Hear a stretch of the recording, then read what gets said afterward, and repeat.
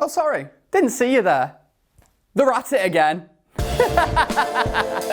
Okay, this is This Week at Man United, hashtag TWAMAN. This is where we round up all the social media goings on surrounding our beloved Manchester United. So we are into June now, silly season well and truly on. The latest name United are linked to with an apparent second bid, Aaron Wan-Bissaka.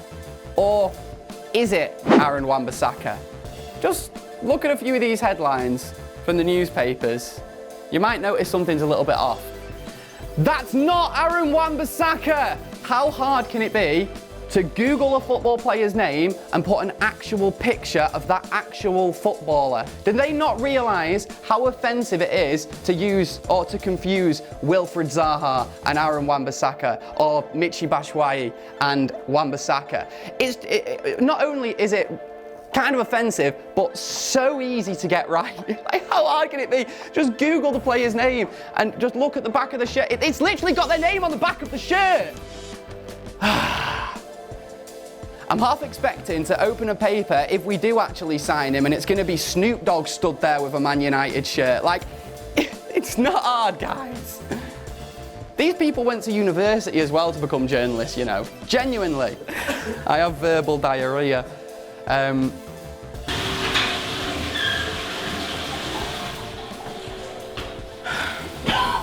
Right, sticking on the transfers then, Dalot has been on social media, hasn't he? Just teasing all of us.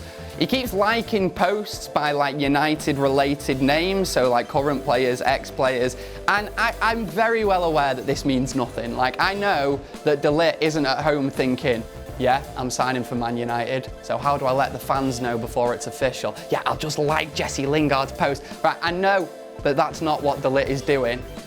However, like, with all these rumours around, I kind of think that he is teasing us on purpose. I do think he is doing it on purpose, and he's probably doing the same with Barcelona-related players as well. But I genuinely think he's at home, in his scruffs, watching, I was about to say watching Jeremy Kyle's show, but I suppose not anymore.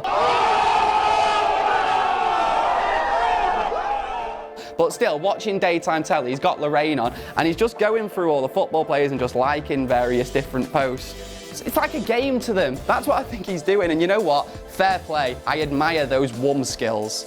That's W-U-M, wind-up merchant, for anyone who didn't know.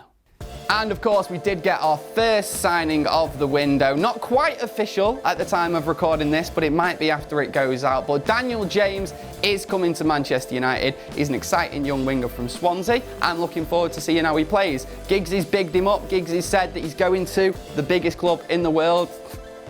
Could you imagine if Giggs didn't say that? Like, obviously Giggs is going to say that. But still, it's great. I can't wait to see him at United and see how he does. He also seems like a natural Manchester United player. Genuinely, like, I think this guy could fit in so well at United. And it's nothing to do with his performance levels. It's nothing to do with his pace. It's nothing to do with his crossing. It's nothing to do with his tactical nuance. It's more to do with his social media posts. Look at this that he put on Instagram after Wales got a bad result. Like, that's perfect. That's exactly what we're after at Man United. Like, our players are experts at doing that. They're always doing it every week after we lose. Every week, we go again, we go again. I apologise to the fans. At this point, they've just got it copy and pasted, ready to go. Welcome Daniel James, future United star, if that's anything to go by. So from potential names coming in to a name which is celebrating its anniversary actually at Man United. Diogo Dalot put this on social media this week. It's a picture of him taking a selfie saying celebrating a year at United.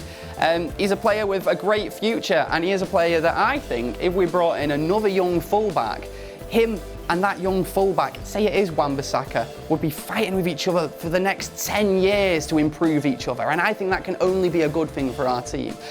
I do like Diogo Dalot, and you know, I like him enough to have actually learned his name as well, Jay. And obviously right back is a position where we need to strengthen.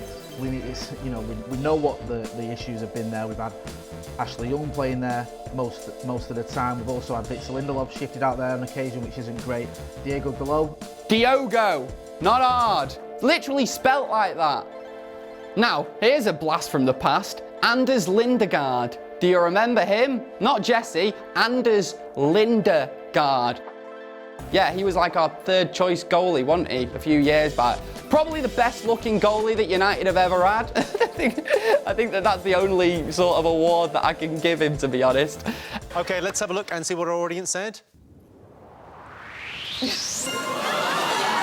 Well, I feel really loved. He's come out with some interesting quotes about his time at Manchester United, and I know you're going to like this one.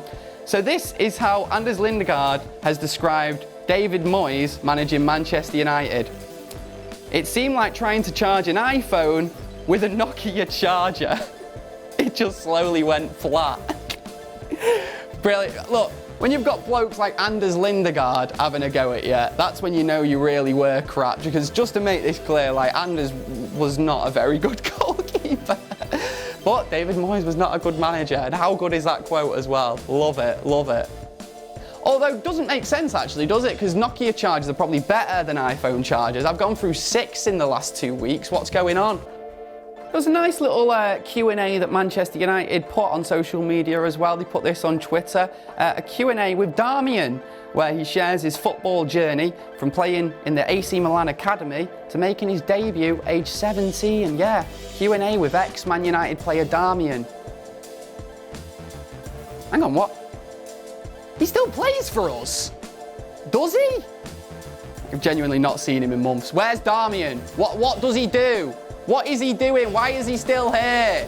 Like, I feel sorry for the lad at this point. He's not played any football in about 3 years. Bless him.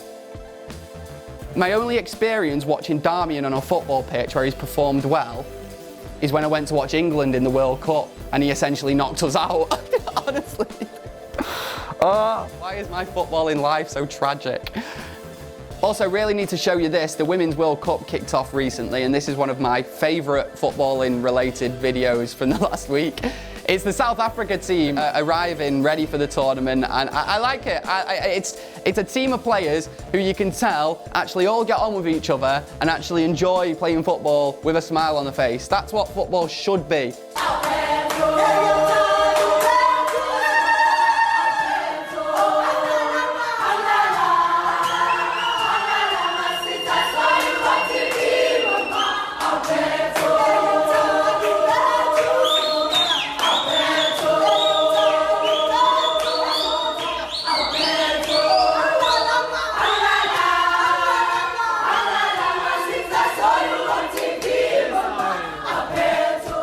And apparently it's not just the women's team, like apparently the men's team have a track record of doing this as well, dancing when they've arrived at training.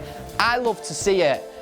It makes a difference from our players, doesn't it, who do the dancing after the game, after they've lost 4-0. Yeah, that's it. That's the difference. Also, taking this off on a slightly different tangent here, but have you seen all these videos of Drake at the, what is it? Is it Toronto Raptors? Toronto, is that right? Raptors. Toronto, go with Toronto Raptors. We can edit it out if I've got it wrong. Anyway, Drake at the Toronto Raptors NBA games, he's attending every one courtside, and apparently he's making all the headlines in America because of, well, how much of a big deal he's sort of being at these games. He's taking the attention off the game and on him, apparently.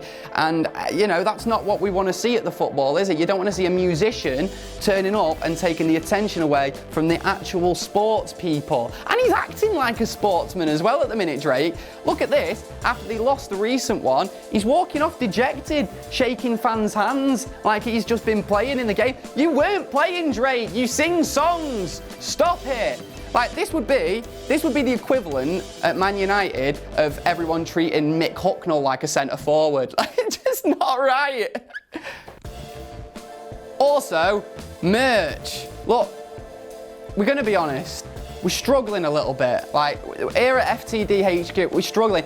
Andy Tate's in the corner eating out of a dog bowl because he's ran out of stuff to eat. None of McCullough's shirts fit him anymore. Honestly, he's half naked over there. We need something to help us get by. So please buy our merch. It's all available. Hopefully if I do this, it'll appear there. We've got loads of stuff and it's all really nice. Honestly, I cut about in this round town at the weekend.